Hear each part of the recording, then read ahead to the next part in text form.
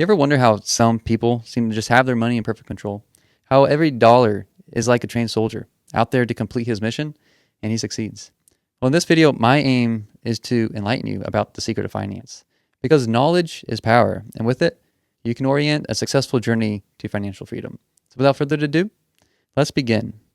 And let's switch over to our PowerPoint, or Keynote actually, which is even better. And here's a pro tip. First of all, to save time, watch this on 1.5 speed to 2x speed. This is an educational video, not an instruction video like the budgeting course that I have. So life hack for you to save time, which I'm all for. So introduction to personal finance. So here's what's coming up. We're going to understand the basics of personal finance and why it's important to know. Along those lines, we're going to introduce some key concepts, things that you should remember, and hopefully after this video, you'll be able to retain that knowledge forever. And let's go ahead and continue on. So what exactly is personal finance? Think of it as everything that involves money in your life, whether it's receiving a paycheck, paying bills, saving for vacation, investing for your retirement, or buying insurance. All that stuff goes under the umbrella of personal finance. So basically, by definition, managing money, including income, expenses, saving, investing, and protecting. When it comes to the scope of personal finance, from daily spending decisions to long-term financial planning, it's about making your money work for you in the best possible way. So why learn about finances? Why is this important? Why should you even bother listening to the rest of this video? It's because learning about finance helps you make informed decisions about your finances. It helps you to avoid common financial pitfalls like taking too much consumer debt, for example. And with the knowledge of this, it helps you achieve financial stability and freedom. So when we talk about personal finance, it covers 5 main areas. We're going to talk about managing your income, controlling your spending, saving for the future, investing wisely, and protecting your resources. Each part plays a critical role in building a stable financial future. Or in simpler terms, I like the definitions of these. Just income is any money you receive, expenses, any money you spend, saving, any money you keep, investing, any money or assets that grow on its own, and then protection, any money, assets, or legal documentation that ensures and safeguard your financial well-being. So let's take a break from definitions and let's actually dive into income a bit. Income is your financial fuel. It's your lifeblood that keeps you going. It includes things like your salary, bonuses, any additional money that you would make from a side hustle, money from investments like dividends or other resources. Managing your income effectively also means understanding things like your pay structure. So how are you paid? Are you based off an hourly pay? Are you salary? Are you commission? It also means planning for your taxes, which is knowing how much of your income will go to taxes, and if necessary, how much do you need to set aside to pay taxes if you aren't automatically having that deducted from your paycheck by your employer. So this is something, if you're not employed, if you're self-employed, you would have to do this because the IRS wants their money quarterly. So you got to know how much you're going to be making if you have a business, and then how much you're going to be setting aside. And also, in terms of planning for taxes, it also means being aware of potential tax deductions and credits that you can claim to reduce your tax burden, which there are a lot.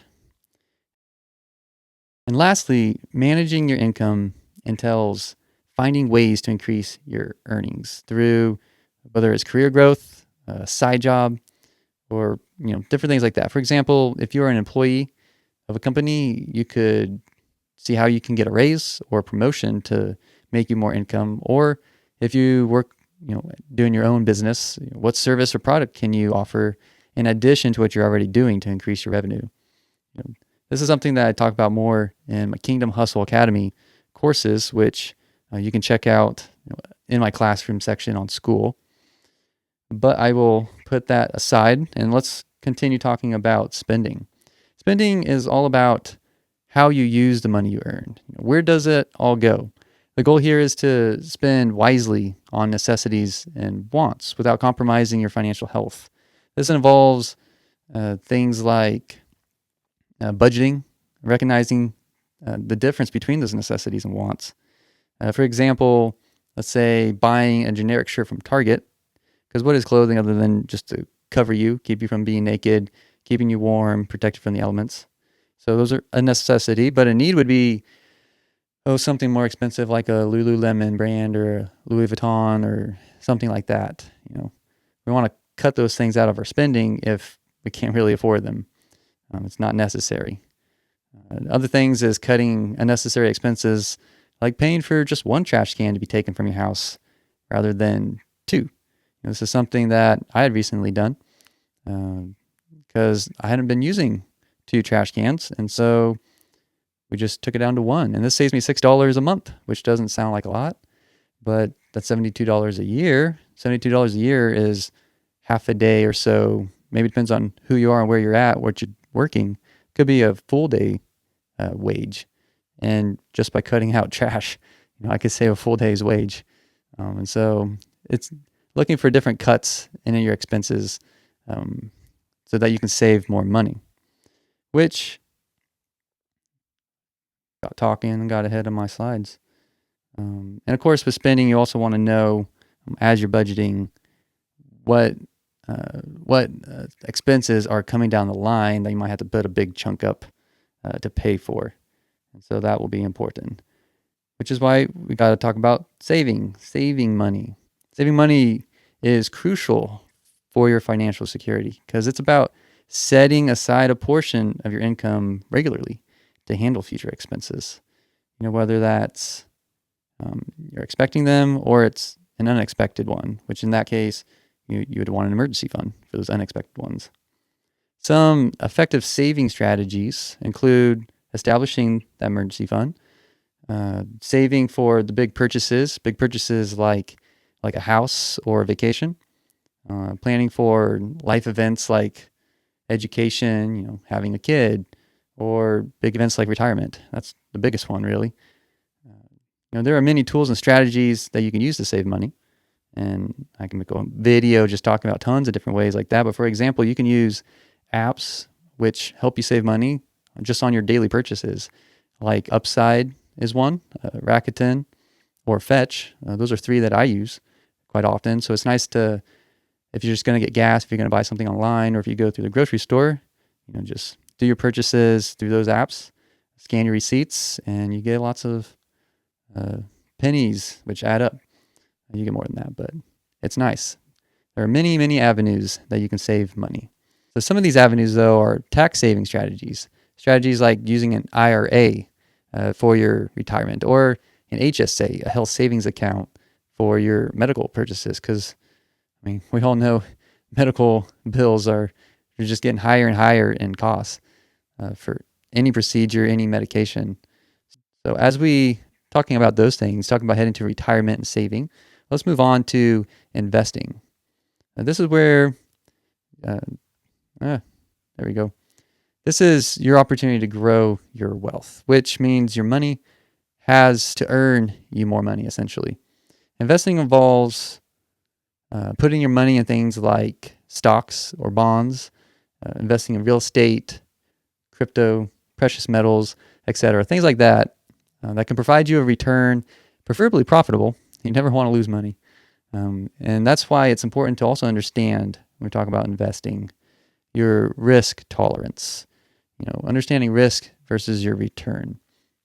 Where are you going to diversify your investments? Maybe you don't know a lot about real estate, so you're not going to just put all your money into a house hoping to make money. That's why many people hire a financial advisor who will, handle your money for you, manage it to grow. And since life is unpredictable, this is why we need to also focus on protecting our money so that we can, build long-term wealth. protecting our money is about safeguarding your financial future, which includes getting, the right insurance. Insurances such as health or life or property insurance. These things will help protect you against financial risks. Another thing, protection, is it involves, well, in case of unexpected things, building an emergency fund up.